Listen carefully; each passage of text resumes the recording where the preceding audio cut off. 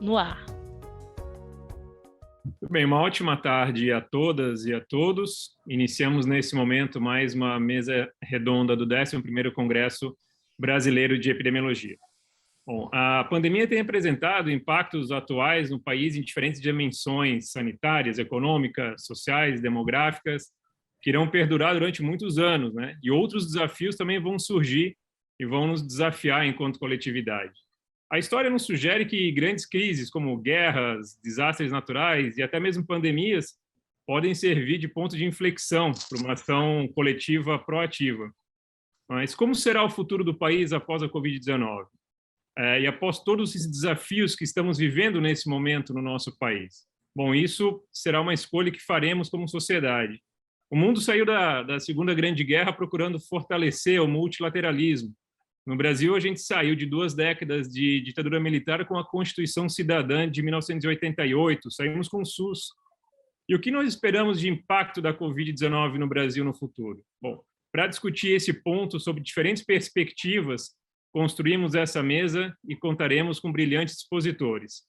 Eu sou Antônio Fernando Boing, sou epidemiologista, professor da Universidade Federal de Santa Catarina e também membro da Comissão Científica do 11º Congresso Brasileiro de Epidemiologia. Eu terei o prazer de apresentar cada um dos nossos convidados no momento de suas falas. Bom, o título da mesa é Impactos da Pandemia no Futuro do País e iniciaremos as apresentações com o professor Carlos Gadelha, com o título Lições da Pandemia e Impactos no Brasil, SUS, Ciência e Tecnologia e Produção Local. O professor Carlos Gadelha é doutor em Economia pelo Instituto de Economia da Federal do Rio de Janeiro, coordenador do Centro de Estudos Estratégicos Antônio Ivo de Carvalho, da presidência da Fundação Oswaldo Cruz, ex-secretário de Ciência, Tecnologia e Insumos Estratégicos do Ministério da Saúde e ex-vice-presidente de Produção e Inovação da Fiocruz. Cada um dos apresentadores terá até 15 minutos para fazer a sua explanação e depois nós abriremos para debate. Todos os que estão nos assistindo podem colocar as suas perguntas no chat, que depois a gente vai poder apresentá-las aos nossos panelistas. Então, professor Carlos, muito obrigado pela sua participação e fique à vontade. O microfone está fechado. Bom, eu queria primeiro agradecer muito ao convite. Eu tenho tido o privilégio de participar sempre dos congressos brasileiros de epidemiologia. Não é minha disciplina e minha área específica, e é mais uma área que eu gosto muito de manter o diálogo, porque ela tem grande importância no contexto da política de saúde, da ciência e tecnologia, e tem se mostrado essencial nesse contexto pandêmico que a gente vive, né? É um prazer também estar aqui, viu, Fernando Boing, com você na moderação, Márcia Castro, a gente sempre tem se encontrado nesses diálogos, e eu espero que ele, no futuro, dê uns filhos, né? Assim, acho que temos aí uma agenda comum. Professora Margarete Dalcomo, um privilégio tê-la aqui na Fiocruz, a gente também tem estado juntos, e o ministro Alexandre Padilha, onde a gente teve a oportunidade de transformar muitos sonhos em realidade, desafios, assistir retrocessos, mas continuamos na luta, e acabou de coordenar, inclusive, uma comissão, é o relator da comissão do Congresso sobre o Complexo da Saúde, com resultados muito, muito importantes de colocar a saúde como desenvolvimento e não apenas como restrição, ou como despesa, ou como gasto, né? Eu vou trazer aqui para vocês o que eu chamo de 8 mitos binários das políticas públicas em saúde, tentando fazer a ponte com a ciência, tecnologia e inovação, e que a partir da pandemia esses mitos desabam e a gente coloca uma nova perspectiva de mudança nacional e global. Não está dado. Eu acabei de ler um trecho do Paulo Freire, depois, se os amigos tiverem interesse, eu passo, onde ele coloca o futuro como construção e nada virá naturalmente, tudo será construído, né? Acabei de ver a citação, queria até trazer para aqui, mas por problemas de internet eu não trouxe os slides, né? Bom, o primeiro mito, né, é o mito que separa a política social da política econômica, industrial e de ciência e tecnologia. A pandemia mostra que são lados de uma mesma moeda. Eu não sei se quando a gente fala de vacina, a gente está falando de política de ciência e tecnologia, de política industrial, ou de política de saúde, nós estamos falando de todas elas.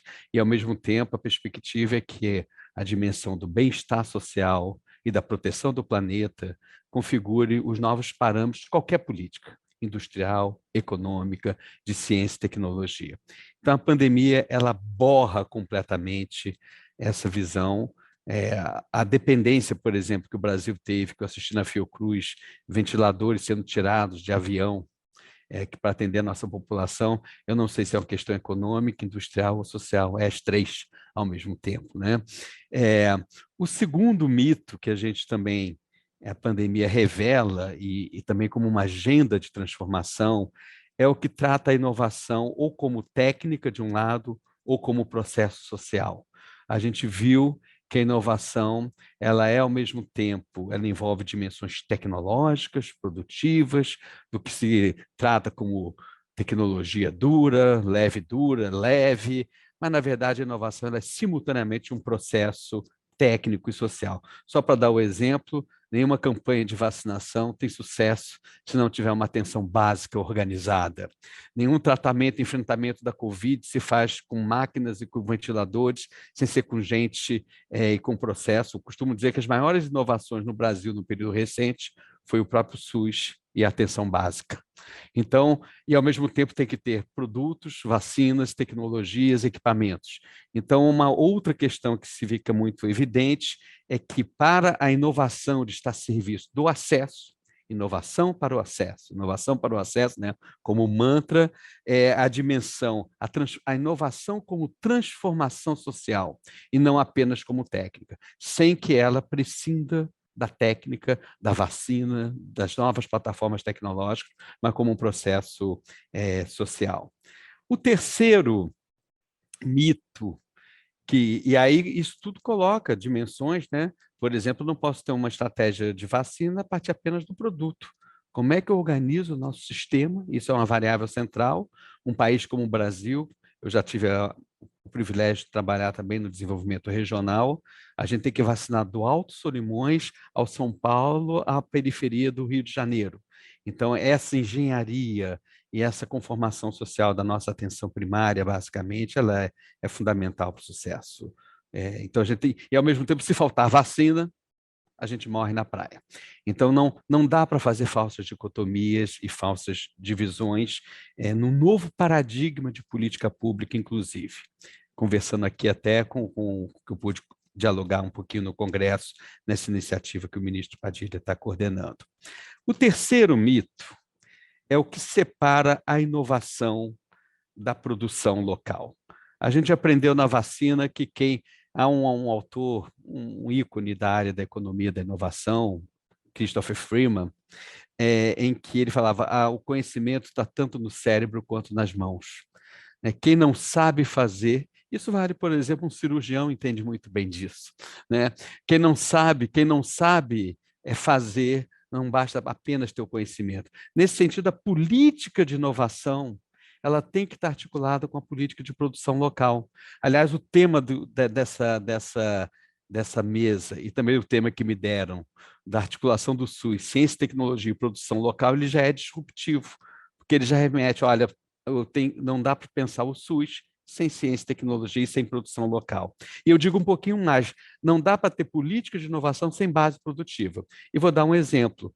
A base produtiva que a Fiocruz está produzindo a vacina para a Covid foi construída em 20 anos. Particularmente, foi construída nas parcerias para o desenvolvimento produtivo para produtos para câncer. O IFA será produzido numa base produtiva e a gente não participaria de uma vacina inovadora no mundo se não tivesse uma base produtiva prévia. Nós não estamos fazendo produção de banana, laranja, que a gente em 6 meses faz. São construções de aprendizado produtivo e como enfrentar o sistema regulatório, como lidar com o sistema regulatório, que se mostra essencial para que a inovação ocorra. Nesse sentido, os processos de transferência de tecnologia, o caso do Butantan também, é na velha base produtiva da vacina para a gripe, ministro Padilha, que queriam que a gente não comprasse do Butantan, que importasse tudo da Sanofi direto, porque em vez de convênio era contrato, em vez de contrato era convênio. E eu costumo dizer que o meu título de doutor vale pouco frente ao processo administrativo disciplinar que eu ganhei por ter comprado a vacina do Butantan, né, com apoio e a liderança do nosso ministro, né? Então, se não fosse a produção prévia do Butantan, a gente também estaria fora desse jogo. O quarto mito é, e aqui eu já vou dialogar um pouco com muita cautela com o âmbito aqui, mas que a gente não pode separar as necessidades, as capacidades nacionais na velha dicotomia das doenças crônicas e das doenças transmissíveis. Óbvio que existem espaços próprios para a gente tratar os tipos diferentes de doença, mas a interdependência. Mais uma vez, eu queria dar o exemplo, por exemplo, da Covid, falar isso aqui na presença da professora Margarete, eu fico até um pouco envergonhado, mas eu não trato da Covid sem pensar em diabetes, tuberculose, sistema circulatório, a obesidade, doenças autoimunes. Então, o que eu tenho que pensar o tempo todo, eu não posso optar entre a tragédia da pandemia, a tragédia do câncer, a tragédia do coração, a tragédia da tuberculose. Eu tenho que trabalhar como sistemas que integram, e isto não é apenas um discurso. Por exemplo, a Fiocruz foi escolhida como hub da vacina do RNA mensageiro porque ela estava desenvolvendo vacina para câncer. Aonde que está o crônico e o transmissível na base tecnológica de conhecimento? O que não implica que eu tenho que tratar das especificidades dos grupos diferentes de doença, mas eu não posso esquecer a interdependência e dizer países da periferia, doenças tropicais, países desenvolvidos, doenças crônicas, isso morreu. Isso não existe mais e a gente tem a pandemia como uma sindemia mostra essa dicotomia. Quinto mito. Essa é para dialogar um pouquinho com a Márcia. Dialogar e, né? Eu também sempre penso com quem eu estou falando, né? Não dá mais para pensar a atenção básica, a atenção primária como baixa tecnologia.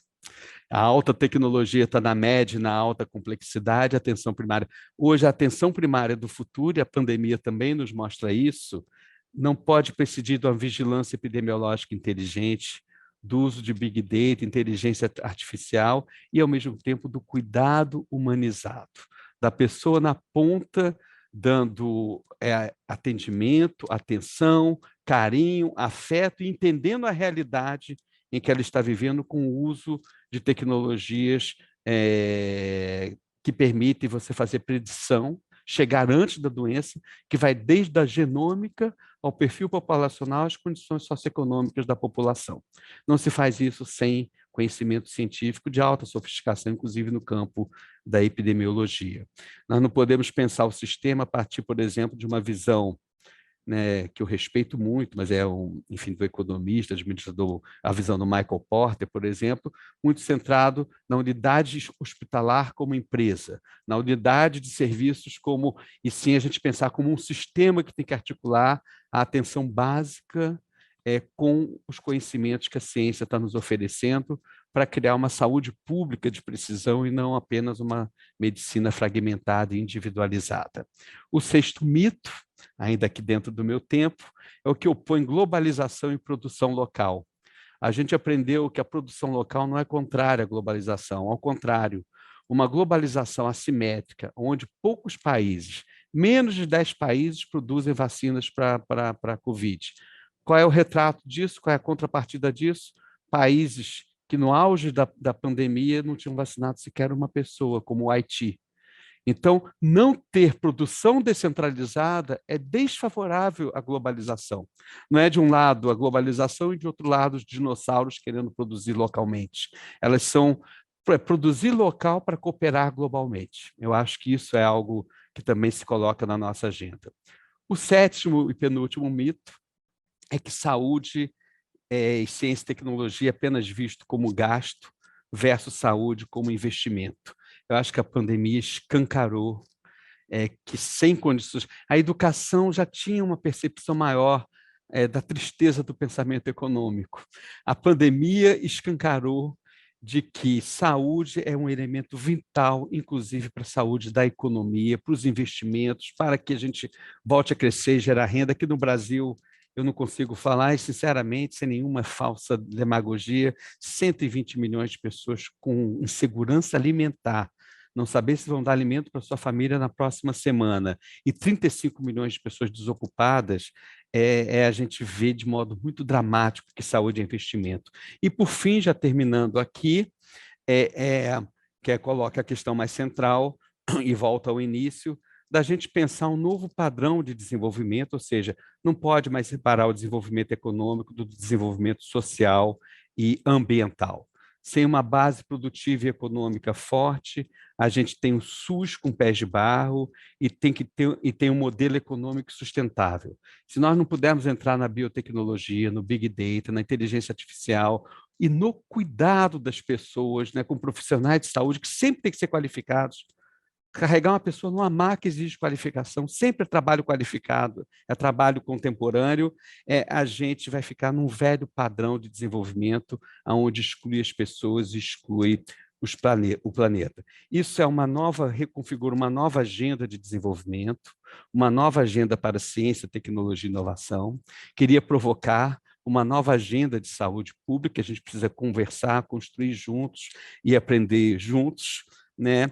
E que permita a gente sair também de uma ação apenas de constatação dessas questões, mas para uma agenda concreta, pegando aí o exemplo da Greta, né, da jovem Greta, sem blá, blá, blá.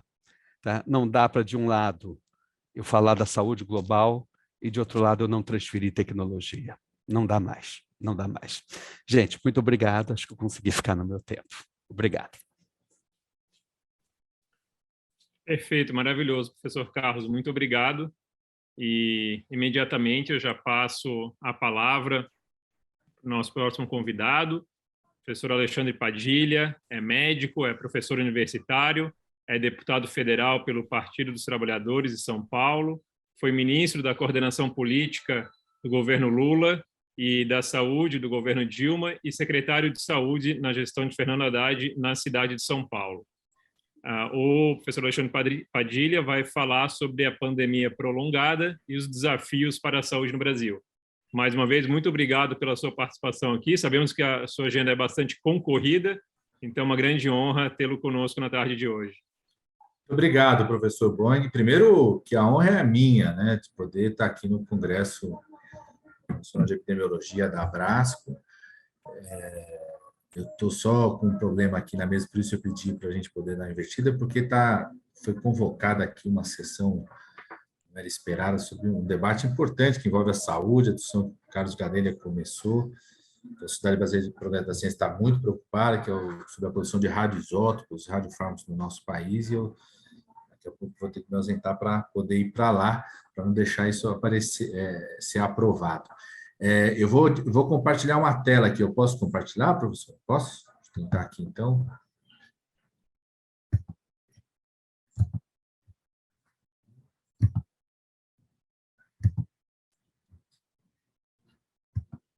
Deu certo? Perfeito. Uhum. Então tá ótimo. Então, em função do tempo, né, nossa ideia é conversar um pouco sobre aqueles que são os desafios. Eu acho, separei em 4 desafios atuais do Sistema Único de Saúde, né? Vou passar rapidamente por eles, trazer o debate para a gente poder acompanhar aqui. A partir dessa ideia de que nós enfrentamos uma pandemia prolongada, né? Como disse o nosso diretor-geral da Organização Mundial de Saúde, né? A pandemia da Covid-19 só vai acabar quando o mundo decidir acabar com ela. E nós tivemos a apresentação da Mariângela aí na abertura do Congresso de Epidemiologia, né, que traz para nós um dado assustador, como disse aqui já o Carlos Gadelha, que é o fato de termos países que não atingiram vacinação de 5% da sua população. E não é porque o presidente da República não quer vacinar, não quer comprar vacina para esse país, não quer ter acesso à vacina, é porque, mesmo querendo, não conseguem ter acesso à vacina por conta de um fato absurdo que nós tivemos durante a pandemia, uma rapidez enorme da ciência, e saúdo a Associação Brasileira de Saúde Coletiva, saúdo o papel que a professora Margarete teve nesse debate, que a professora Márcia Castro teve nesse debate, o Carlos Gadelha teve nesse debate, um conjunto de pesquisadores, professores no campo da saúde coletiva tiveram em relação a esse debate, né? Não só da saúde coletiva, da infectologia, como eu e de outros, né? A rapidez da ciência em construir soluções, mas a incapacidade dos nossos mecanismos de governos, do enfrentamento dos temas que envolvem o mercado, de fazer com que a vacina, que foi uma descoberta ágil e rápida da ciência, chegue no braço de toda a população. Então, eu quero apontar aqui 4 grandes desafios para o Sistema Único de Saúde diante desse cenário de uma pandemia prolongada. O primeiro é o esforço de controlar a pandemia. Tem muita coisa para fazer para que a gente possa controlar a pandemia. O segundo, acolher e superar o conjunto dos impactos diretos e indiretos dessa pansindemia. O conceito de sindemia apareceu para nós ali na última pandemia do século XX, a pandemia do HIV/AIDS, da ideia de que a pandemia não é apenas um evento sanitário provocado apenas por um determinado agente etiológico, por um risco à saúde, mas ela traz um conjunto de outros impactos, tanto na área da saúde, econômicos, sociais, culturais, éticos, que mexem, que impactam fortemente com a sociedade e com a saúde global também como um todo. Então, o segundo desafio é acolher e superar o conjunto dos impactos diretos e indiretos da pandemia para cima do Sistema Único de Saúde. O terceiro, aumentar a nossa capacidade nacional do Complexo Econômico Industrial da Saúde. O professor Gadelha aqui já se antecipou esse debate e eu tive a honra de coordenar aqui todo um trabalho de uma comissão do Congresso Nacional. Não vou apresentar em detalhes, porque é um relatório bastante extenso, não vai dar pelo tempo, mas trazer para vocês alguns aspectos importantes em relação a isso. E o quarto é um desafio político, de reconstruir e fortalecer o Sistema Único de Saúde. Então, primeiro, rapidamente, em relação a alguns desafios do SUS para controlar a pandemia. Primeiro, a gente precisa garantir que nós vamos manter, no mínimo, 80% da população brasileira protegida pela vacina e 95% dos grupos prioritários. Quando eu falo manter, é exatamente porque as evidências mostram cada vez mais uma queda da proteção vacinal, sobretudo a partir de 6 meses da segunda dose. É lógico que a gente só vai ter os dados como que se comporta isso com as doses de reforço, terceira dose a partir do segmento no próximo ano, mas que é possível, que a gente tenha um contexto de necessidade de doses de reforço regulares. Então, é um grande desafio, um contexto onde, por exemplo, o governo apresentou a proposta orçamentária que reduz em 86% o orçamento de imunização no nosso país para o ano que vem. Nós estamos lutando aqui para reverter isso no Congresso. Quando eu falo, lembro aqui também de que o Brasil não vacina crianças ainda. Então, quando nós estamos falando de 80% da população brasileira, tem o desafio de avançarmos, por exemplo, nos estudos, nas análises de liberação, autorização ou não de vacinas para as crianças, do Ministério da Saúde coordenar esse processo, de expandir a vacinação para o público adolescente, de enfrentar o que existe, não é residual, mas em proporção menor no Brasil, mas conjunto dos movimentos antivacinas. Não basta só manter 80% da população brasileira, 95% dos grupos prioritários no Brasil. Nós precisamos cooperar para que a população da região das Américas também esteja protegida e cooperar para que a população mundial esteja protegida. A pandemia é um fenômeno mundial, nenhum país consegue controlar sozinho, sobretudo um país como o Brasil, tem dimensões continentais, fronteiras, circulação de mercadorias, circulação de pessoas. Voltar firmemente ao debate de ampliar a capacidade de testagem populacional e, sobretudo, de tomada de decisão a partir de informações de saúde com qualidade. O Brasil está tomando decisões sobre flexibilização, liberar aglomeração, decretos aí que liberam o uso de máscaras com baixa qualidade das informações para a tomada dessa decisão. Multiplicar nossa capacidade de vigilância do surgimento de variantes. Nós temos uma rede importante, fruto do esforço dos pesquisadores, dos institutos públicos de pesquisa. Muito orgulho de ter feito parte do Instituto de Medicina Tropical da Faculdade de Medicina da USP, onde está a professora Esther, mas muito incipiente ainda a nossa capacidade de fazer vigilância do surgimento de variantes em todo o território nacional, de acompanhar as fronteiras, acompanhar vigilância aeroportuária. coordenar as ações tanto a nível nacional quanto regional e a cooperação global, e o trabalho incessante, onde a professora Margareth tem sido uma das grandes protagonistas disso, combater de forma incessante as fake news, as que já surgiram, as que vão surgindo, a cada dia surgem novas aí ao longo da pandemia. Segundo grande desafio, acolher e superar os impactos diretos e indiretos da pandemia, essa pandemia prolongada. Primeiro, o impacto que tem no Sistema Único de Saúde, centenas de milhares de profissionais do SUS e do SUAS afetados pela pandemia. Eu sou deputado federal, mas continuo professor universitário, dando aula, atendendo junto, durante todo esse período da pandemia, e conheço UTIs inteiras que tiveram metade dos seus profissionais, ou infelizmente que faleceram, ou parcelas não conseguem voltar mais a trabalhar na UTI, ou questões físicas ou psicológicas, né? Então, tem um desmonte de um conjunto de equipes do Sistema Único de Saúde no nosso país. Nós conseguimos aprovar, inclusive, uma lei de minha autoria, essa 14128, que garante indenização aos trabalhadores da saúde do SUS. Não está sendo executada ainda, tem uma disputa, inclusive, com o governo em relação a isso, né? É importante os profissionais de saúde saberem, os profissionais do SUS também, reconstruir fluxos e processos destruídos durante a pandemia, né? Eu dou aula, uma parte do acompanhamento que eu faço junto com os alunos na rede municipal da periferia de São Paulo e da periferia de Campinas, e a gente tem um desmonte total dos fluxos, dos processos da rede municipal de saúde, da unidade de base de saúde, do funcionamento, mesmo com a retomada agora dos horários, do agendamento, do cadastro dos pacientes, do acompanhamento. Então, tem um grande esforço a ser reconstruído, né?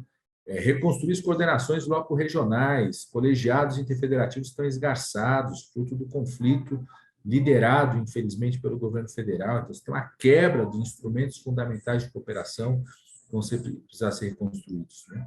E todos os impactos do aprofundamento dos determinantes sociais das desigualdades sobre a saúde, né? Todos nós sabemos impactos da educação, aumento da evasão escolar, déficit de aprendizagem, aumento da violência contra as mulheres, aumento da violência contra as crianças, o impacto gravíssimo da pandemia, aprofundando as desigualdades no país, sobretudo a população negra, a população de periferia. Ainda, né, no esforço de acolher os impactos, como que a gente vai reorganizar rapidamente o SUS? Precisa ter um plano de superação, né, do represamento de procedimentos, de atendimentos que aconteceram. Trazendo aqui rapidamente alguns números, né? A Sociedade Brasileira de Oncologia Clínica aponta para a redução de 67% de cirurgias oncológicas, né? 39% de redução de biópsias para o câncer, os dados do Radar do Câncer. A OMS tem apontado para a preocupação em relação ao tema da saúde mental, né? Todo o impacto que tem. Pessoas que já tinham sofrimento psíquico, perderam seu segmento ambulatorial na saúde mental durante a pandemia. Um universo enorme de pessoas acumulam novos transtornos mentais, sofrimento psíquico, demandam serviços mentais. A gente que atende no dia a dia junto com os alunos, a gente vê o quanto cresceu a prevalência de problemas, sofrimento psíquico no campo da saúde mental durante a pandemia, para um universo de pacientes, demandando reorganização, né? Vai demandar uma reorganização da nossa rede de atenção psicossocial. Trazendo alguns dados do próprio CFM, que apontavam uma redução de 27 milhões de procedimentos não emergenciais de saúde em 2020, aqui não só no SUS e na rede suplementar. Aponta aqui para as áreas onde você tem a maior queda, né? Chamando a atenção aqui, 51% de redução da citopatologia, né? O déficit isso tem para a prevenção do câncer de colo de útero, redução de 40% dos procedimentos no âmbito da neurologia, 39% na anatomopatologia, 34% na oftalmologia, forte redução aqui, né, na radioterapia, menos 2,5 milhões de procedimentos de radioterapia no país, né? Então, um retardo, um represamento, tanto das ações de rastreamento e prevenção, quanto de cuidado, agravando os casos, trazendo uma pressão adicional ao sistema de saúde, exigindo uma reorganização rápida da atenção especializada e das ações de prevenção, de rastreamento, né? As regiões mais afetadas aqui, a distribuição regional, né? Tem um aumento, inclusive, tanto na região sul, sudeste, provavelmente na região nordeste também, tanto quanto do tamanho populacional, aglomeração das cidades, mas também, certamente, em conta da proporção também de saúde suplementar. Você tem uma redução importante na região norte, mas menor, 21%, os estados apontados aqui como mais afetados.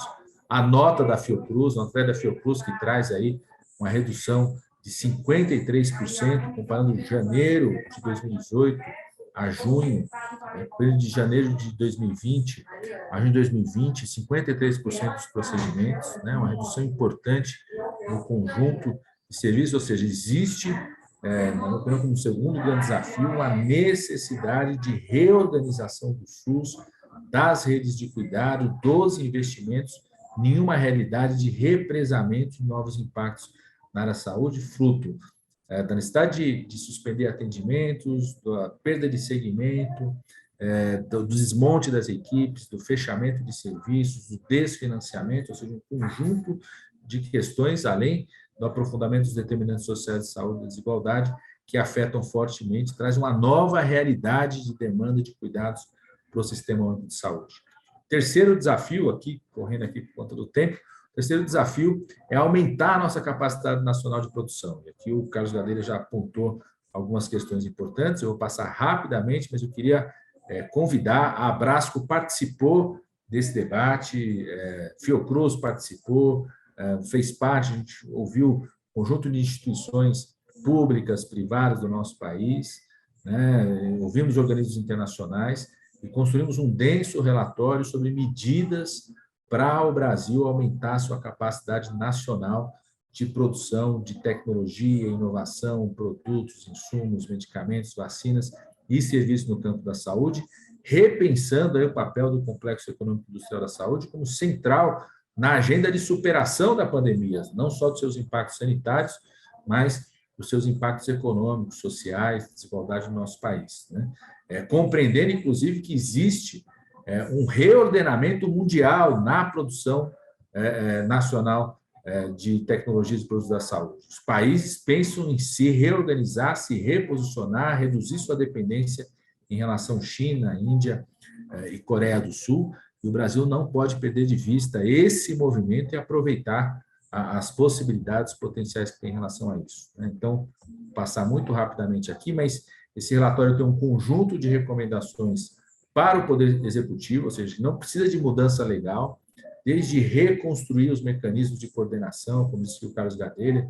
A gente tinha um grupo executivo do Complexo Econômico Industrial da Saúde que foi desmontado, foi fechado pelo atual governo, reunia todos os ministérios, sob coordenação do Ministério da Saúde, com todas as associações das indústrias, dos laboratórios públicos, privados, setor de serviços, setor de pesquisa, de inovação no país, os bancos de financiamento, os ministérios que estão envolvidos com isso, todos coordenando um conjunto de ações, entre elas parcerias de desenvolvimento produtivos, como o Carlos Gadelha citou o exemplo da incorporação da transferência de tecnologia da vacina do HIV, a incorporação da vacina do HPV no Butantan, da plataforma tecnológica da Fiocruz, que permite hoje a produção da Covid-19, que é fruto de uma parceria de transferência de tecnologia da eritropoetina de Cuba com a Fiocruz, ou seja, um conjunto, né, um investimento todo que foi feito no desenvolvimento da plataforma de vacinas na Fiocruz em parcerias com empresas internacionais, ou seja, toda uma coordenação que foi desmontada, conjunto de recomendações infralegais, não precisa de mudança de lei,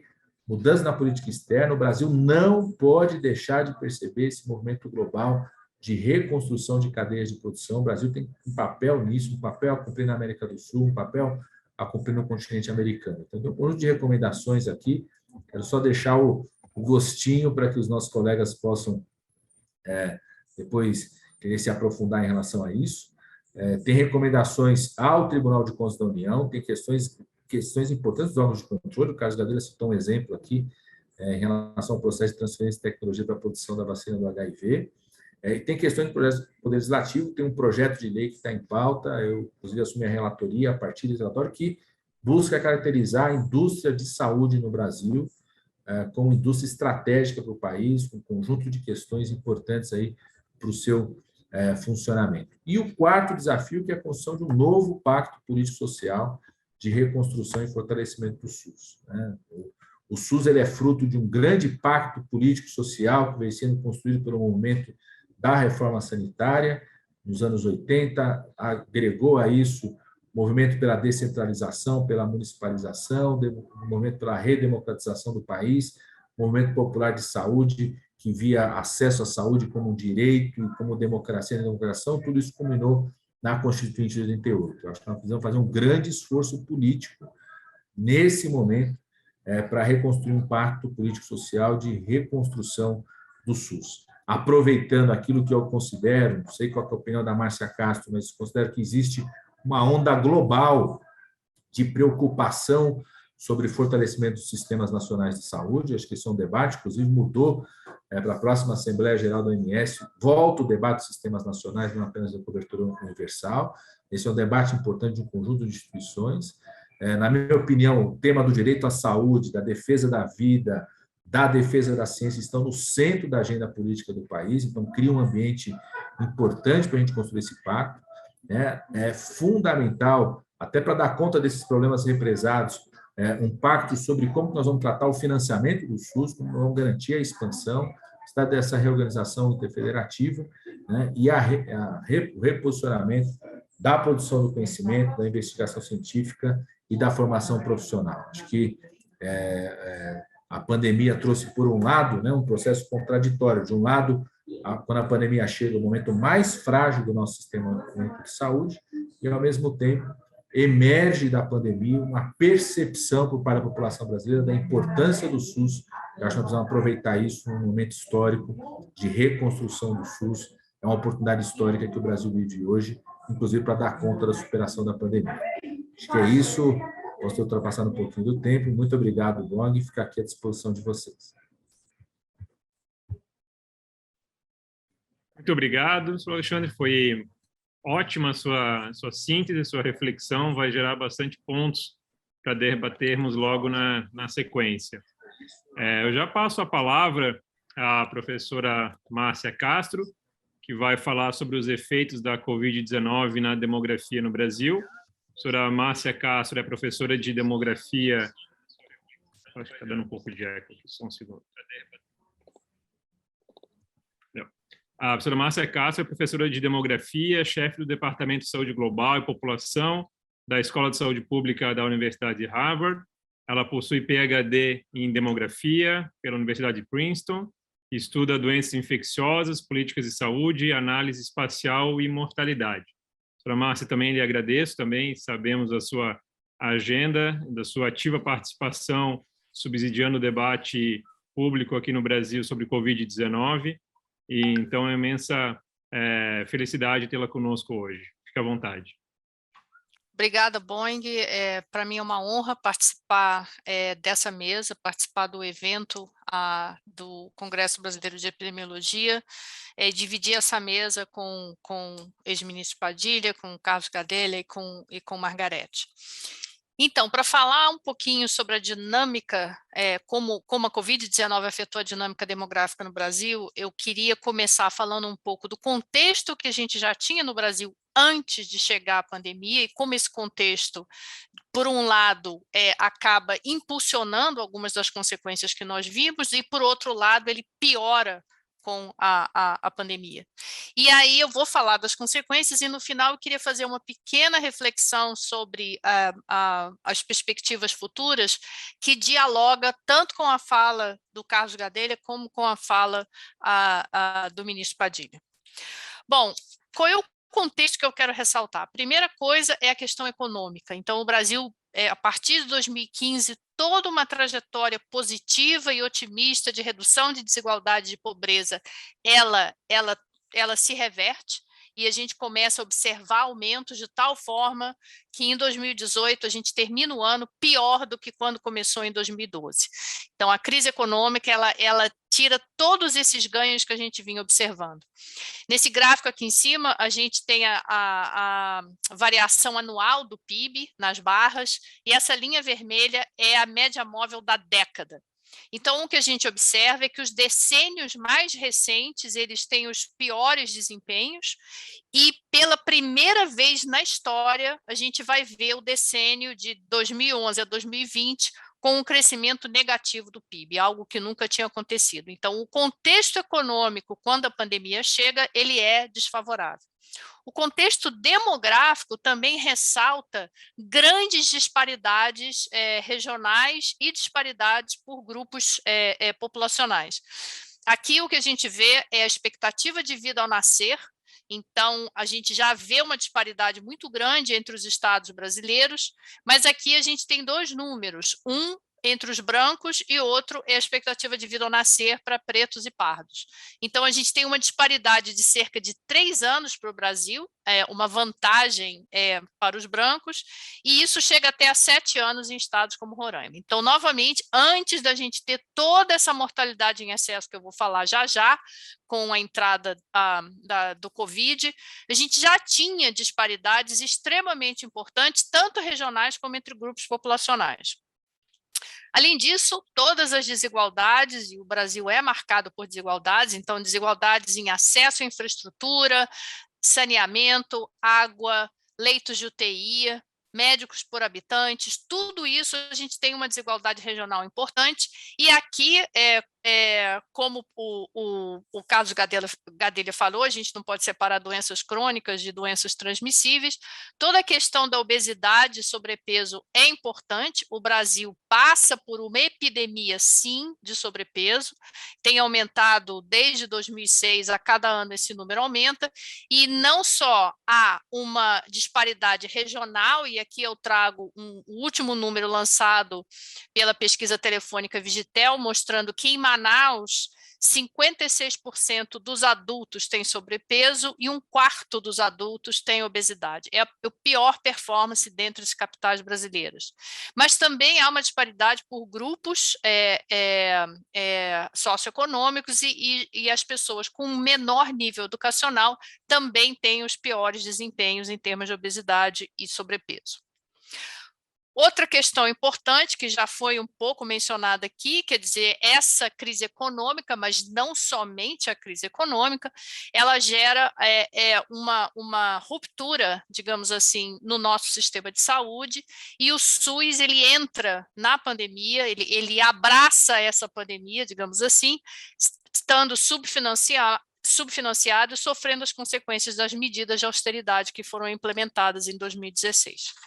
Então, o que esse contexto, né, acaba gerando quando a pandemia chega? Bom, falando de demografia, a primeira componente demográfica que eu quero ressaltar é a mortalidade, acho que é a mais importante dentre as componentes demográficas, mortalidade, migração e fecundidade é a que mais sofreu.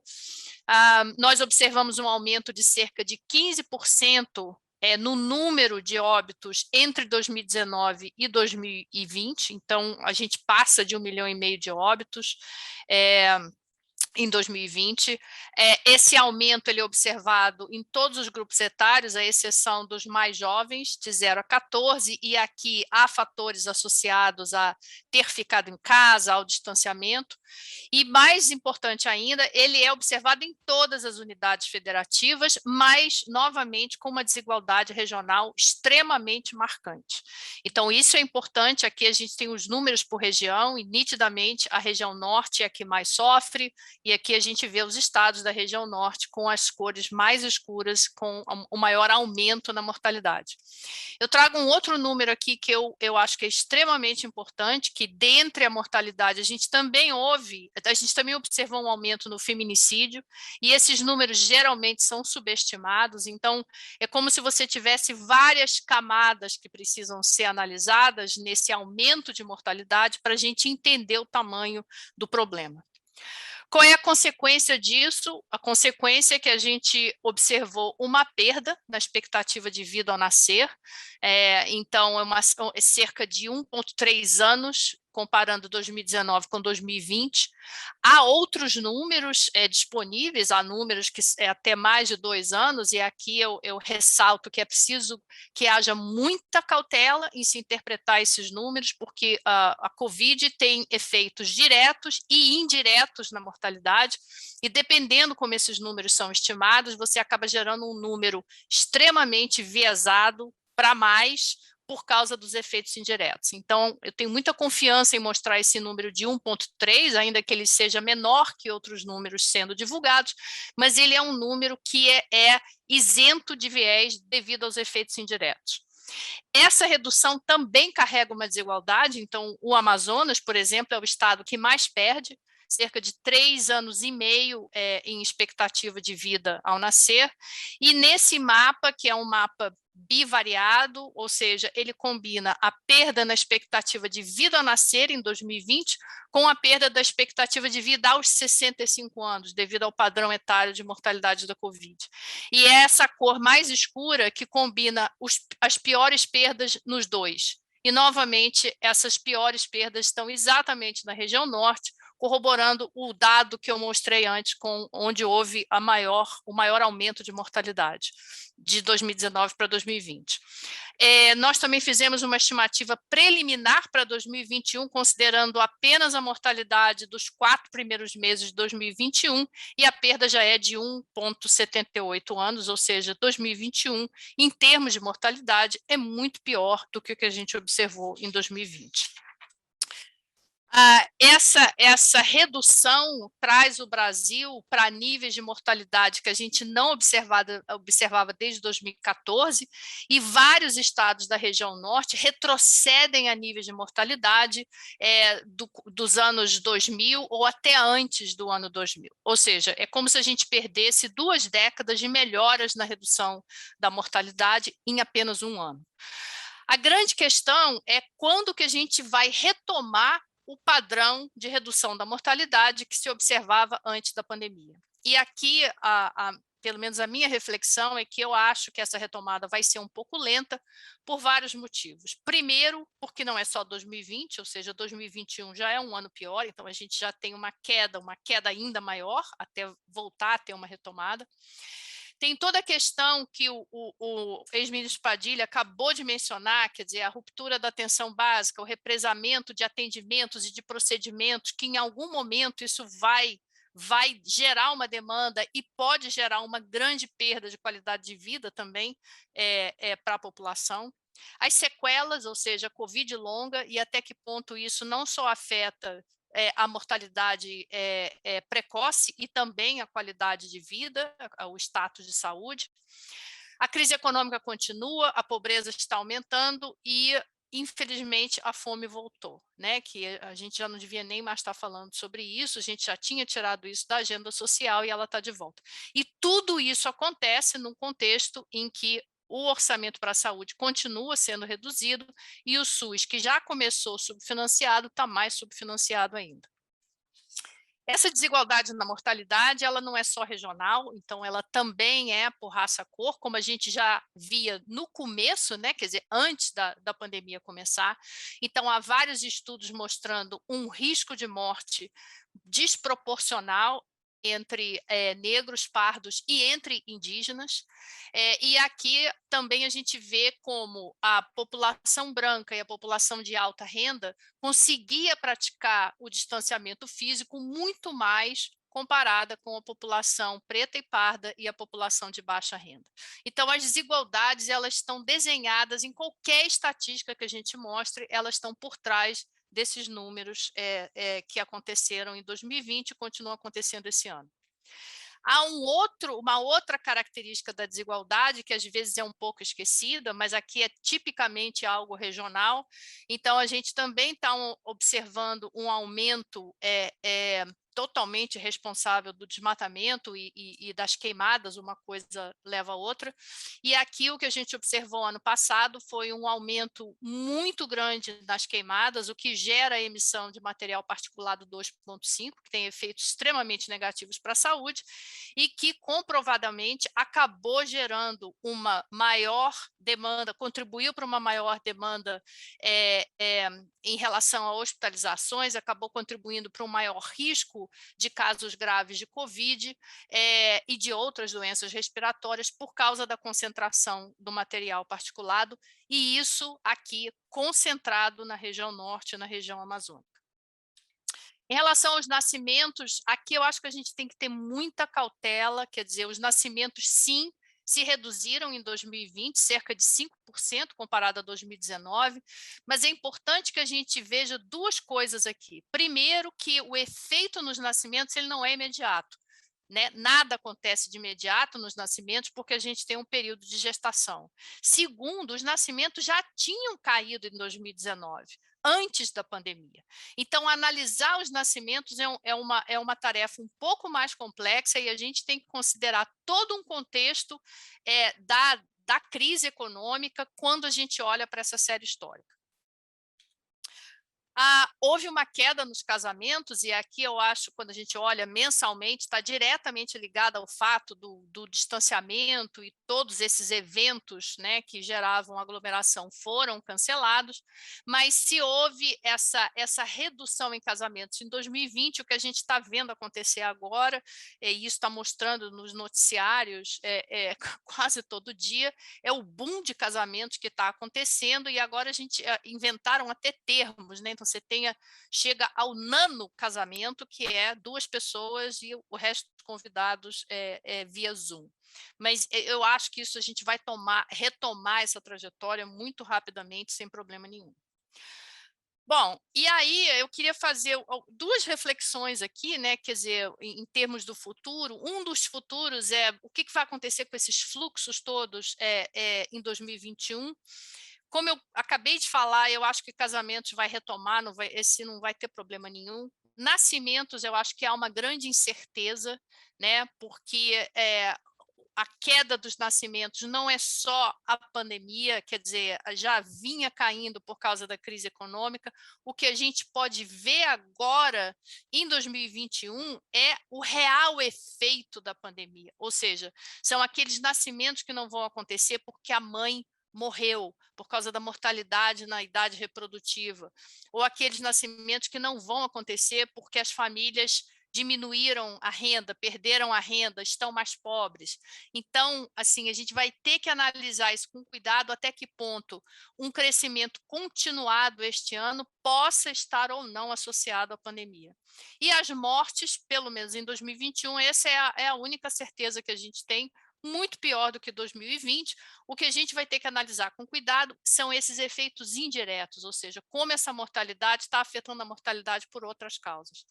E aqui nesse gráfico eu ressalto um evento que aconteceu no começo desse ano, quando a mortalidade foi extremamente elevada devido ao Covid, em que foi um evento inédito, digamos assim, do ponto de vista demográfico, em que a região sudeste observou mais até o mês de abril, olhando só para o mês de abril, observou mais óbitos do que nascimento. O Brasil nunca tinha observado isso. A gente deve chegar a uma situação como essa lá por volta do final dos anos 2040, mas isso aconteceu em função da mortalidade excessiva.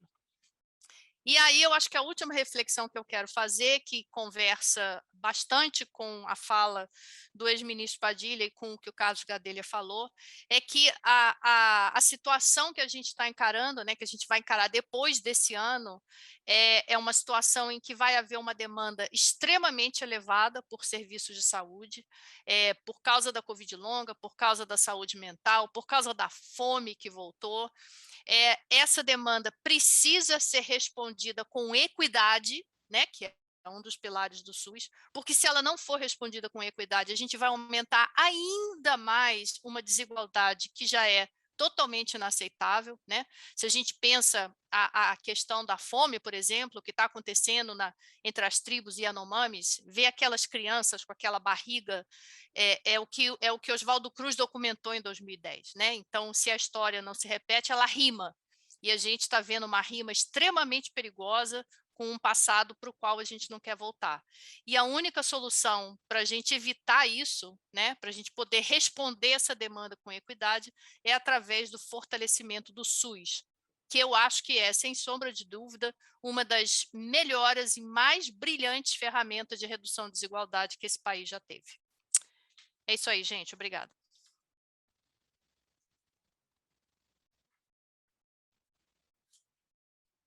Bem, muito obrigado, professora Márcia.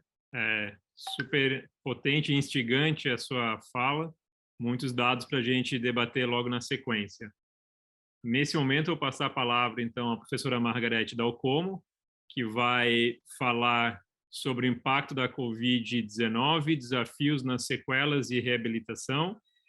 A doutora Margarete Dalcoma é pneumologista, doutora em medicina pela Unifesp, professora da pós-graduação da PUC do Rio de Janeiro. Na pandemia da Covid-19, foi membro do grupo assessor do Ministério da Saúde durante algum tempo, também do governo do Estado do Rio de Janeiro, entre março e maio de 2020, e do grupo Consciência, que é do Estado do Rio de Janeiro, coordenado pela FAPERJ. Ela é colunista semanal do jornal o Globo e em A Hora da Ciência, e também é um porta-voz importante da ciência em diversos momentos dessa Covid-19, sempre trazendo bons argumentos e uma luz potente para o debate, muitas vezes obscuro. Então, professora Margarete, também lhe agradeço bastante, não só por participar aqui conosco, mas também por toda a sua atuação durante a pandemia, e lhe passo a palavra nesse momento. Muito obrigada, Boing. Realmente um privilégio, né, falar por último, depois dessas ponências, digamos assim, tão poderosas e tão inspiradoras da Márcia, do Carlos e do ministro Alexandre Padilha, sem dúvida, né? O que eu vou comentar um pouco com vocês é o impacto e o que nós devemos esperar como um necessário, sem dúvida nenhuma, reconhecimento, Boing, e investimento nesses milhares e milhares de pessoas, e agora eu estou falando apenas do Brasil, que vão precisar retomar uma relativa normalidade de suas vidas com as consequências da Covid-19. Então, vou compartilhar aqui a minha tela. Enfim, eu vou botar aqui. Então, o que nós aprendemos e o que nós... Alguns rápidos comentários que eu vou fazer. O ministro, eu não tenho nenhum conflito de interesse com essa apresentação. Nesse momento, eu estou começando 2 ensaios de fase 3, justamente com os novos antivirais para tratamento de casos leves e moderados da Covid-19. Né? Eu sempre gosto de mostrar esse exemplo, a Márcia vai gostar, essa página da revista Science, de 1919, né? Só para lembrar aos mais jovens que nos assistem que não adianta querer olhar o futuro sem olhar o passado, né? Nós poderíamos aqui falar da guerra da vacina, né, de Oswaldo Cruz, mas, na verdade, é isso, né? O bom senso, o common sense já vigorava, então, lavar as mãos, tapar a boca quando tosse, evitar aglomeração, numa época em que nem se sabia o que era, digamos, a diferença de um vírus e de uma bactéria, né? A Covid-19 produziu, além da tsunami nas nossas vidas e dessa onda enorme, produziu uma quantidade de produção científica realmente avassaladora, né? Se vocês jogarem nos buscadores, tem mais de 100 mil papers publicados já com Covid-19 nas mais diversas especialidades, né? Desde demografia, sociologia, antropologia, até as questões de natureza mais clínica mesmo, né? A origem do problema nós sabemos, né? Acho que a gente tem que entender, já nos preparando para as próximas epidemias, né? Lembrando que não é mais uma questão de ser sim ou não, é uma questão de quando, né? Nós tivemos 2 coronaviroses que antecederam a Covid-19, então houve uma rapidez realmente inaudita, em que os chineses publicaram essa taxonomia da árvore, decifraram o genoma em 4 dias, né? E a Nature publicou ainda em fevereiro do ano passado a árvore taxonômica, lembrando que nós já tínhamos tido 2 coronaviroses anteriores e que não deixaram sequelados. Por que razão? Porque elas não foram pandêmicas, elas se mantiveram nas suas áreas de origem e foram contidas como só em ser as viroses de natureza respiratória. Por que a Covid-19 é diferente? Porque nenhuma delas alcançou um grau de disseminação tão ubíquo quanto foi. Hoje não tem nenhuma ilha remota do Pacífico, Boeing, que não tenha notificado pelo menos um caso de Covid-19. Então, isso tudo gera essa legião de pessoas, né? Continuam sendo na ordem do dia, né? Eu hoje já falei 2 vezes sobre isso, apesar da redução da taxa de vacinação alcançada, as medidas ditas não farmacológicas são aquelas que realmente fazem a diferença e que precisarão ser mantidas a despeito do controle epidêmico. A doença chegou até nós como, né? Quer dizer, nós poderíamos pensar que, em termos de sequela, nós só iríamos ter sequelados respiratórios, né? A doença chegou até nós como uma doença longa, bifásica, caracterizada por uma fase viral, uma fase inflamatória, onde os pacientes pioravam, iam para a ventilação mecânica e eventualmente morriam. Na verdade, isso tudo, hoje eu considero tudo isso uma ultra simplificação. A doença não é linear, a doença exige algumas condutas que são muito customizadas, inclusive, e, portanto, os protocolos eles têm digamos, quase um reducionismo em termos do approach, né? A doença é uma doença sistêmica, isso tudo eu estou mostrando o panorama para falar justamente porque as sequelas e a complexidade do que nós vamos precisar nos organizar em termos de custo, né, em que isso incorre, né, custo de recursos humanos, custo de complexidade tecnológica, porque por ser uma doença sistêmica, não sendo uma doença apenas do aparelho respiratório, a Nature definiu como uma storm disease, né? Ela é capaz de comprometer toda a microcirculação do corpo humano, então ela se caracteriza por mortes por trombose generalizada e não por pneumonia. Ora, isso exige um outro approach de tratar dessas pessoas como sequelados da doença, né? Então, no final das contas, no final do dia, a doença hoje é definida claramente na sua história natural e na sua patogênese como uma doença do endotélio, uma endotelite, né? Ela foi assim definida, ela é uma endothelial disease e ela se caracteriza não apenas pelo aparelho respiratório doente, mas sim por todos os órgãos. Então, o que nós temos de sequela em relação à Covid-19, né? Esse é um artigo muito paradigmático, né, que mostrou, quer dizer, 80% das pessoas que tenham qualquer forma da doença saem dela com algum grau de sintoma. Isso é verdade, né? Nós vemos isso na nossa prática, né? Eu tive Covid-19 há quase um ano e meio atrás, tenho neuropatia periférica até hoje, sem ser diabética, sem ter nenhum fator de risco. Então, assim, é verdade, é uma doença nova e a gente se caracteriza, por exemplo, né? O que vocês acham de uma doença que em cada 100, 58% saem dela com fadiga crônica? Isso exige um approach multidisciplinar, eu diria mesmo transdisciplinar, para que essa pessoa volte a poder exercer as suas atividades prévias. E essa fadiga crônica, ela não é de natureza psíquica, né? Há outras questões de natureza psíquica que também são muito frequentes. Então, hoje, há uma quantidade de trabalhos publicados na literatura médica sobre consequências psíquicas e psiquiátricas da Covid-19, mudança de comportamento, cefaleia crônica, depressão, perda de audição, né? Enfim, isso tudo faz parte de um conjunto de sintomas e digamos, e de consequências que impede que a pessoa tenha a sua vida normal. Então, isso exige, sem dúvida, que essas pessoas sejam tratadas de maneira holística pelo sistema de saúde. Então, hoje, se nós estivéssemos aqui falando o que o SUS hoje tem condições de oferecer, ao que eu saiba, nós só temos 2 grandes serviços até o momento, multidisciplinares, compostos de maneira adequada, humanizada, para acolher esse grupo enorme de pacientes. A USP, em São Paulo, no Hospital das Clínicas, que criou um serviço multidisciplinar de muito boa qualidade, e a UERJ, aqui no Rio de Janeiro, que igualmente montou um serviço com médicos, pneumologistas, cardiologistas, fisioterapeutas, motores respiratórios, psicólogos, psiquiatras e fisiatras, e tudo que exige que uma pessoa seja acolhida para que ele possa não ser tratado como um sequelado perene, mas ser reintegrado à sua vida. E o primeiro dessas consequências, que é muito grave e que leva à incapacidade, são as fibroses pulmonares, né? Esse é apenas um exemplo, há muitos exemplos nesse curto tempo, não vou poder aqui discriminar, mas apenas mostrando que a patogênese já está definida e que hoje tem um outro custo ainda, que é o altíssimo custo das medicações antifibróticas e que já começam a ser utilizadas em alguns trabalhos, mostrando que elas podem reverter o quadro. E, para isso, eu diria, Boeing, um exemplo, né, da grande epidemia da H1N1, onde a grande consequência foi os pacientes incapacitados respiratórios, e ao longo do tempo se foi mostrando que esse quadro era reversível. Então, essa é uma pergunta: será que na Covid-19 isso vai acontecer? Nós não sabemos.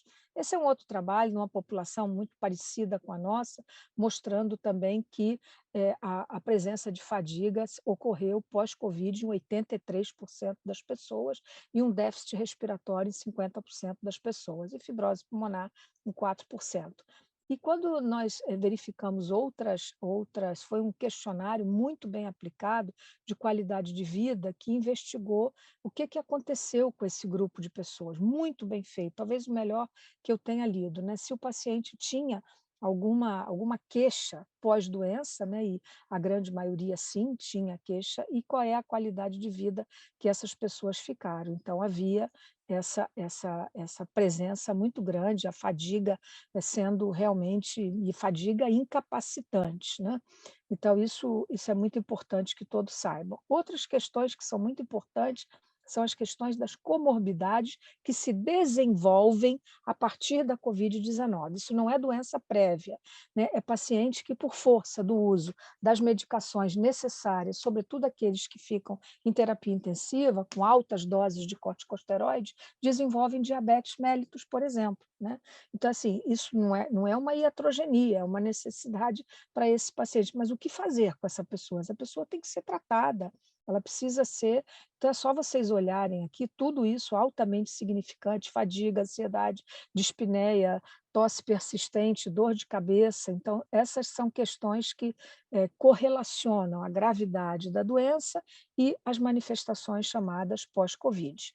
Então, se nós hoje olharmos, por exemplo, o que nós pudemos oferecer ao longo desses 20 meses de doença, Boing, nós tivemos isso que eu chamo, né, redescobertas, descobertas e decepções. Tivemos graves decepções com todos os fármacos estudados em reposicionamento, tivemos decepções com os antivirais antigos, tivemos algum grau de alento com um antiviral novo. Temos uma esperança com os antivirais orais, que hoje já foram testados em fase 3 e que vão poder ser usados nos pacientes não pós-Covid, mas no diagnóstico. Temos a utilização de medicamentos anti-inflamatórios e de medicamentos chamados imunomoduladores, que hoje seguramente já estando regulamentados no Brasil pela agência regulatória, pela Anvisa, já podem ser a um custo bastante razoável oferecidos no Brasil. E tivemos a redescoberta, como eu chamo, da utilização adequada de anticoagulantes e de corticoides, que inclusive permanecem nos pacientes pós-alta, né? Quando nós pensamos em casos graves, né, e nós temos que pensar isso agora, nesse momento, em que muitas pessoas me perguntam: como é que vai ser? Nós estamos controlando a epidemia, vamos chegar a 80% de vacinados, vamos praticamente zerar a hospitalização, vamos chegar perto de zerar a morte de paciente? Então, esses três indicadores juntos significam controle epidêmico. Não, nós temos, sim, é verdade, mas nós temos que estar preparados para o que está acontecendo na Europa. A quarta onda europeia é um prenúncio do que vai acontecer no Brasil.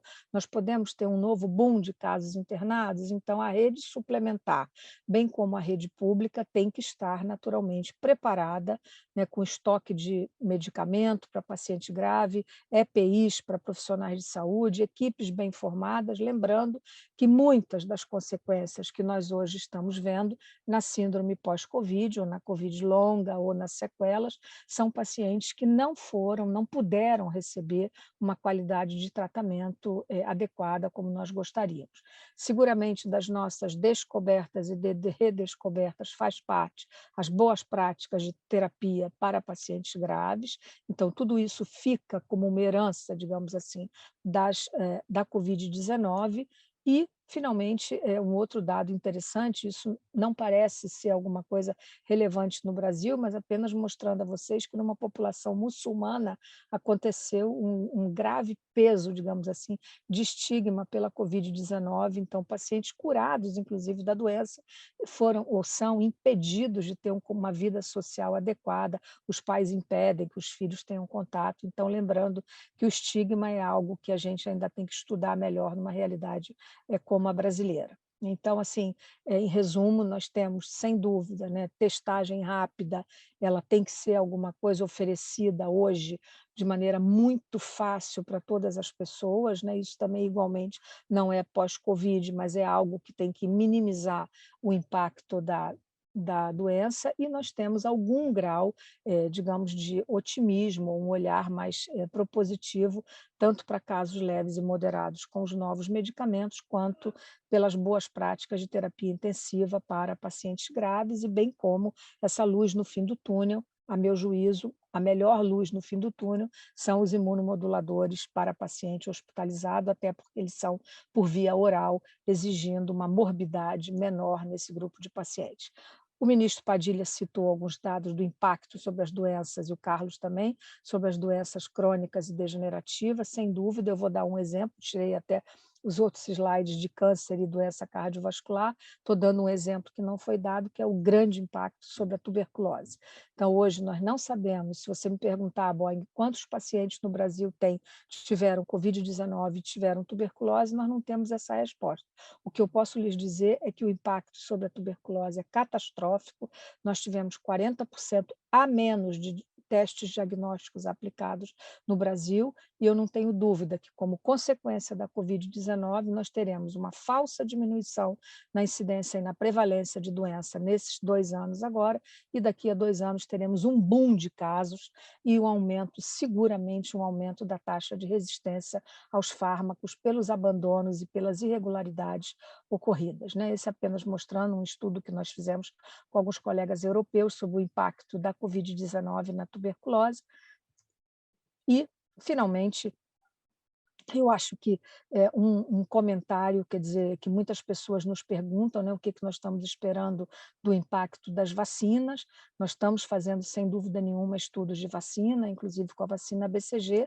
Eu acho que nós temos que esperar, nesse período pós-Covid, que nós vamos ter, quer dizer, algumas perspectivas de tratamento, como eu disse, com os antivirais utilizados por via oral, mas, sobretudo, um estudo, e aí eu acho que caberia um grupo realmente muito sério, dedicado, com análise econômica, viu, Boing, que se dedique a criar serviços de multidisciplinares, complexos, acolhedores, que possam acolher e resolver a reabilitação funcional, psíquica e social desses milhares e milhares de brasileiros que hoje sofrem com consequências de doença. E, por fim, apenas queria fazer um comentário por uma questão de justiça.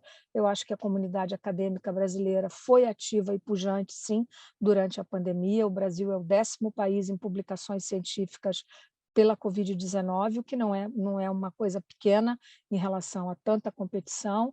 Teve uma qualidade de informação importante. É necessário, sem dúvida, que nós tenhamos point of care, novos testes diagnósticos. Esperamos, sem dúvida, os estudos de fase 4 com as vacinas, para as vacinas de segunda geração, e a síndrome pós-Covid, as sequelas, todas elas, respiratórias, neurológicas, vasculares, psiquiátricas, eu diria sociais, porque muitas dessas pessoas sofreram impacto econômico, inclusive em suas vidas, pela incapacidade de trabalhar. Seguramente essa reabilitação ela tem que ser bastante holística, e isso implica naturalmente em ver um investimento dessa natureza como um real investimento realmente, e não como um gasto suplementar gerado pela tragédia da Covid-19. Então, esses seriam meus comentários, Boing, agradecendo mais uma vez essa oportunidade de estar aqui nessa tão prestigiosa companhia. Muito obrigada. Muito obrigado, professora Margarete. Nós que somos gratos pela sua participação. Nós temos pouco mais de 15 minutos para fazermos um debate aqui entre nós. Eu vou apresentar algumas perguntas, tá? E daí, na sequência, já passo a vocês. Bom, em primeiro lugar, nós estamos vendo alguns movimentos aqui para a abertura, cada vez maior do Brasil, até mesmo de carnaval, já sendo planejado, e é uma corrida para ver qual gestor passa para a sua população a abertura de carnaval, a realização de carnaval ano que vem. É o caminho aceitar essa endemicidade da doença? Isso está no cenário, está na agenda da saúde aceitar? E quais são quais são as consequências de aceitarmos isso? Tá? Essa é a primeira pergunta. Uma outra que modelos de fluxos de financiamento e estrutura de governança podem ajudar a isolar as instituições de saúde pública de preocupações políticas de curto prazo? Junto a isso, quais são os gargalos que tem para a produção local de insumos, desde as EPIs até os IFAs, e para onde que a gente deve caminhar? E deixa eu apresentar uma outra pergunta aqui. A pandemia expôs fraquezas críticas nos nossos sistemas institucionais que são especificamente destinados a proteger e aproveitar a ciência e a tecnologia para promover a saúde pública, né? A vacinação é atacada, profissionais de saúde, gestores e alguns líderes políticos promovem medicamentos eficazes, diversas pessoas usam mídias eletrônicas para propagar informações falsas para ganho econômico. O SUS já vinha sendo atacado há alguns anos, e mesmo que mais retraídos nesse momento, seus adversários continuarão. E como vocês enxergam, então, os próximos 5 anos, os próximos anos, e como defender políticas públicas, como defender PNI, como defender SUS, como defender ciência, nesse contexto em que nós temos algumas falhas nos sistemas institucionais de defesa desses mecanismos, né? Toda essa fake news, todo esse ataque à ciência, todo esse ataque ao PNI, desmonte, nós estamos sem coordenação de PNI já há meses. Como é que a gente consegue aí fazer uma defesa disso nos próximos anos? Então, deixo para vocês fazerem os comentários aí no que vocês acharem, sentirem mais confortável de comentar. Podemos começar, não sei se o senhor Alexandre Padilha consegue agora falar. Consigo, Ivan. Perfeito. Qual que é o tempo só, Ivan? Só para... Nós temos 15 para todo mundo fechar, talvez uns, então, uns 3 minutinhos, assim. Não. A pergunta foi, né? O que vai acontecer nos próximos 5 anos, do ponto de vista do fortalecimento das políticas públicas, do fortalecimento do SUS, da proteção das instituições públicas, das instituições do campo da saúde coletiva, dos programas que foram construídos ao longo de décadas, né? O que vai acontecer nos próximos anos tem a ver com o que vai acontecer no ano que vem, né? Independente se tem... O Brasil tem um conjunto de instituições que poderiam ter barrado a postura irresponsável, na minha opinião, genocida do presidente da República, poderiam ter barrado a militarização do Ministério da Saúde, poderiam ter barrado as negativas de garantia de vacinas no nosso país. Infelizmente, essas instituições não funcionaram, né?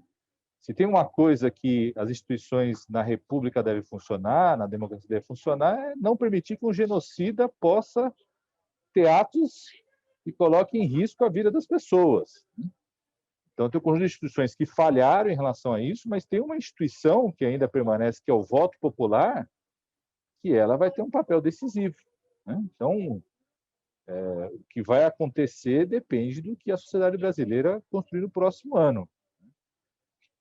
Eu não acho que nós estamos num momento histórico que signifique aprimorar ou não determinadas instituições. Nós estamos num momento histórico que significa a sociedade brasileira tomar uma decisão política sobre qual é o governo que ela vai querer a partir de 2023, né? Se vai dar mais oportunidade para esse movimento político, social, cultural, que eu chamo de bolsonarismo, ou se vai querer interromper esse processo. Isso é decisivo para isso, é decisivo para que o Brasil não perca essa oportunidade histórica. Eu quero repetir, hoje nós temos uma oportunidade histórica, talvez num ambiente ainda mais favorável do que foi a construção do SUS, que é o mundo estar mais convencido da necessidade de sistemas nacionais públicos de saúde. A gente vinha com uma agenda concentrada nos organismos internacionais, centrada no debate da cobertura universal, e a agenda retomada da discussão da importância dos sistemas nacionais públicos de saúde volta para a agenda central, inclusive, desses organismos internacionais. Então, nós estamos diante de uma oportunidade histórica, né?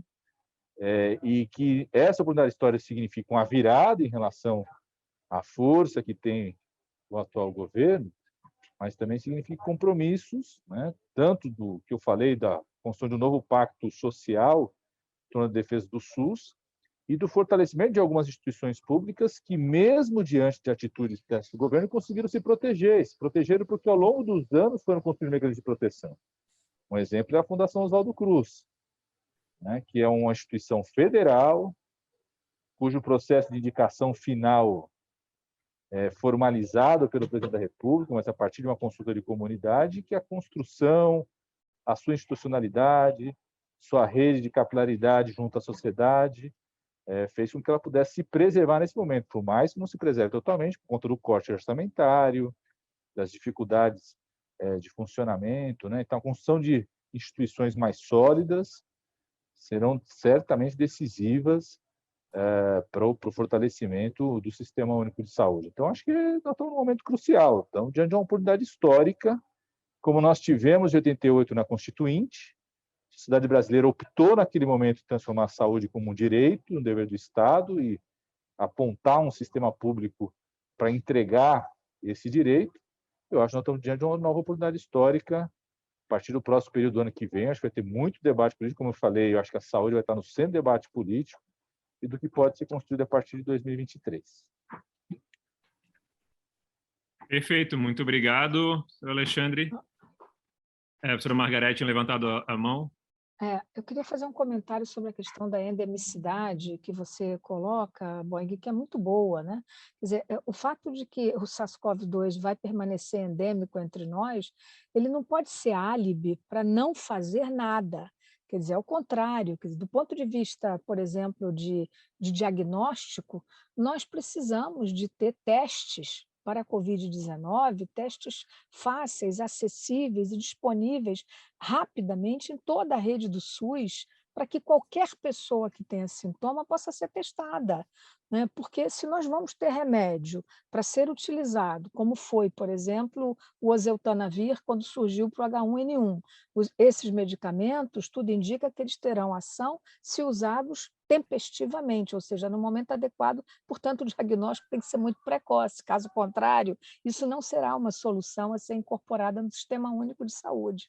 Então, do ponto de vista mais grave, o SARS-CoV-2 ele já é um vírus que vai ser incorporado no painel de vírus que nós vamos utilizar para o diagnóstico diferencial. Então, assim, vai ficar endêmico é algo muito grave, é algo que vai exigir um diagnóstico tempestivo, preciso e, sobretudo, acessível a todos. Então, a endemicidade ela tem que ser vista como um preço a pagar, né, como uma sequela de uma doença pandêmica e que não vai desaparecer, como o foram as outras viroses respiratórias que antecederam, inclusive, as coronaviroses anteriores. Certo. Passo já a palavra para a professora Márcia. Bom, então, rapidinho, que eu já vi que o tempo está acabando. A primeira coisa que eu queria falar concordo plenamente com o ministro Padilha, com a doutora Margarete. Eu acho que, assim, pensar somente na vacinação é um erro, porque você tem que ter contenção do vírus. A gente não está fazendo nada para ter contenção. E eu concordo que os testes de antígeno, que são rápidos, são eficazes, dão a resposta que a gente precisa do ponto de vista de saúde pública, que é quem está infeccioso e, portanto, pode passar a doença para outra pessoa. Eles têm que estar no SUS, sim, mas eles têm que estar disponíveis de graça, na verdade. O Brasil tem a tecnologia para produzir isso aqui, mas não está tendo incentivo nenhum. A gente já tinha que estar produzindo esses testes desde o ano passado. E, além disso, ele tem que estar na bolsa do agente comunitário de saúde. Você imagina o poder do agente poder fazer as visitas domiciliares e, de forma ativa, testar as pessoas com teste de antígeno. Isso é contenção. Isso não é uma resposta reativa, é uma resposta proativa. A gente está só reagindo, é a famosa brigada de incêndio. A gente não está prevenindo a casa de pegar fogo, a gente só está apagando incêndio e apagando muito mal, porque tem casa que está caindo sem o corpo de bombeiros chegar lá. Quanto à questão a coisa que você falou, dos ataques, é muito curioso de ver como uma classe da nossa população, que antigamente só metia o malho no SUS, de repente aparece tomando vacina com a plaquinha do SUS, viva o SUS, as pessoas descobriram o SUS, né? Eu espero que isso fique, não desapareça depois que a pessoa não precisa mais tomar a vacina da Covid, mas eu acho que uma coisa que essa pandemia também mostrou para nós é como todo esse conceito de resiliência de sistemas de saúde foi por água abaixo, porque tudo que você precisou foi uma liderança ruim para acabar com toda a resiliência que o sistema de saúde podia ter, né? E a gente precisa repensar a resiliência, repensar na governança e repensar como a gente cria como se fossem escudos de proteção para essas instituições, como, por exemplo, o PNI, para não serem afetados por uma liderança ruim. Eu não sei qual é a resposta, mas eu acho que já tem alguns grupos pensando nisso. Isso é extremamente importante, né? Considerando esse movimento meio conservador e sei lá o que anda assolando o mundo, né? Eu acho que mais do que nunca o que aconteceu nessa pandemia, né, o que a gente viu, pesquisadores, e aqui a gente tem a doutora Margarete, né, quer dizer, que se expuseram, né? Então você está na mídia, você está falando para diferentes públicos que normalmente a gente não falava, isso faz diferença, sim. Pode ser um grãozinho de areia, né? Porque para cada doutora Margarete tem 10 pessoas espalhando informação errada, mas é importante, porque sem essas gotinhas de areia, imagina onde é que a gente ia estar. Então, eu acho que isso tem que continuar e tem que expandir mais ainda, né? A gente ouve coisas horrorosas nas redes sociais, mas a questão é o seguinte, ignora, né? Nada melhor para responder a estupidez do que simplesmente ignorá-la. Eu acho que é a melhor resposta.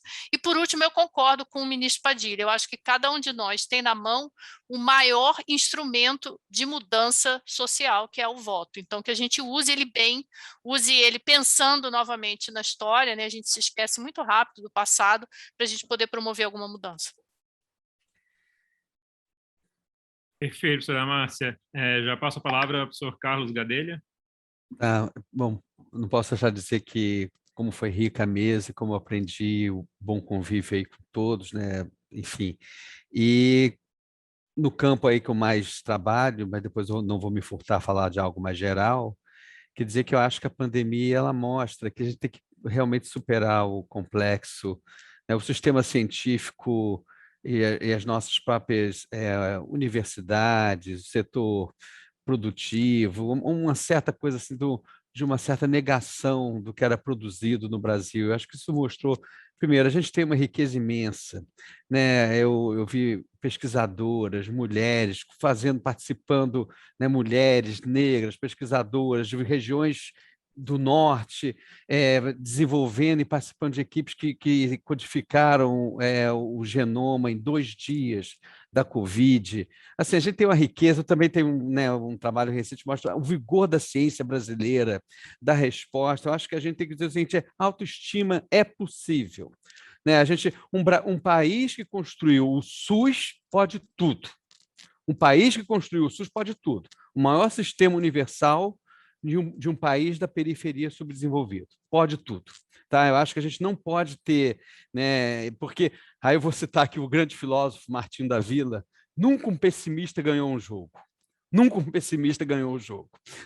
Então a gente tem que ter um pouco essa visão. E aí eu acho que a visão dos sistemas universais, eu quero pegar aqui o que a Márcia um pouco falou, dos possíveis esquecidos do SUS. Não é só um sistema para pobre e um sistema para excluído, é um sistema para uma sociedade melhor. É um sistema onde você vê a fila da vacina e você não sabe qual é o nível de renda, você não organiza a fila por raça, você não organiza a fila por gênero, ou seja, aquilo ali, e como é a atenção básica, aliás, uma grande meta, 80% de atenção básica para todos, rápido, dá para fazer isso, né? Então, eu acho que a natureza dos sistemas universais vai muito mais além do que é uma política assistencial que tem que ter. Né? Aliás, foi algo emocionante, a doutora Margarete sempre fala isso, né? do envolvimento, inclusive, do setor privado. Então, acho que essa é algo muito importante, os sistemas universais como sistema de solidariedade social, como sistemas onde a gente vive num país e numa sociedade melhor. E aí eu também fecho aqui, eu acho que a pandemia mostrou não há solução acima da política, eu sou obrigado a dizer isso. E aí eu quero dar 2 marcas. Uma, a gente vai ter que ter uma marca da generosidade. Eu andei lendo Paulo Freire, é só generosidade, né? Para a gente fazer. Então, da gente convergir os diferentes. Gente, numa boa, não é papo mole ou genérico, mas olha, certos princípios, democracia, compromisso com com o bem-estar social à vida, com o meio ambiente, e que a gente volte a gerar emprego, renda no país, tá bom. Não vamos brigar mais além disso. Vamos fazer um pacote de mínimos que a gente possa, nesse caso, de valores que a gente possa compartilhar, inclusive com as diferenças. Senão a gente não vai sair dessa encrenca e a gente está em risco, ao meu ver, ainda. E aí eu acho que o papel social do cientista é fundamental. Não dá, o papel, eu até costumo dizer, se eu voltasse a ter alguma missão aí na gestão pública, que não é mais meu desejo, agora é só na academia, mas eu diria, não há projeto de ciência que a gente financiasse, que o cientista não era obrigado ou não era induzido, estimulado a dialogar com a sociedade, a ouvir e aprender. Eu também aprendi recentemente que quando você tem diversidade na ciência, não é só uma ação assistencial, a ciência se enriquece com a diversidade também, é bilateral, né? Então, eu acho que o papel pode ser a ciência mais básica, aliás, eu sou um defensor da ciência básica, quero dizer isso aqui. Não é um economista pragmático que para dar produto e processo como fábrica de salsicha.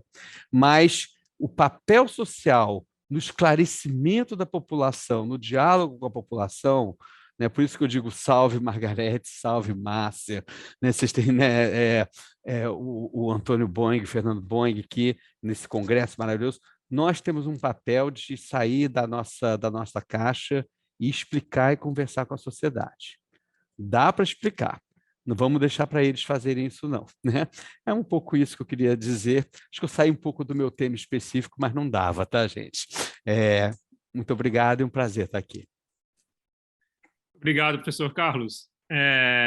Gente, já estou sendo compelido aqui a encerrar a sessão, porque a gente já começa as comunicações coordenadas logo na sequência e logo depois a conferência, a qual eu convido todos com a professora Ana Zihu. Mas, assim, ficaram 5 perguntas aqui que eu não pude fazer para vocês, peço desculpa à audiência, a gente ficaria aqui até de noite debatendo, até amanhã, até o final do congresso, debatendo com essa mesa maravilhosa, e ao mesmo tempo em que levantamos muitas preocupações, né, também vemos que existe solução lá na frente, e essa solução também depende muito de nós, da nossa participação individual e coletiva. Então, estamos na sombra, mas podemos acender a luz. Então, vamos junto para conseguir, enquanto sociedade, sair desse momento, né? Da melhor forma possível, como o Carlos coloca também, com muita solidariedade, tá? Não deixando ninguém para trás também, como todos colocaram muito bem, tá? Então, agradeço a vocês mais uma vez, Márcia, Margarete, Carlos, Alexandre, foi um prazer estar com vocês e nos encontraremos em novas atividades, com certeza. Um grande abraço a vocês e a toda a nossa grande audiência que acompanhou esse debate. Um abraço! Obrigado, muito obrigado. Abraço! Abraço grande, abraços. Valeu.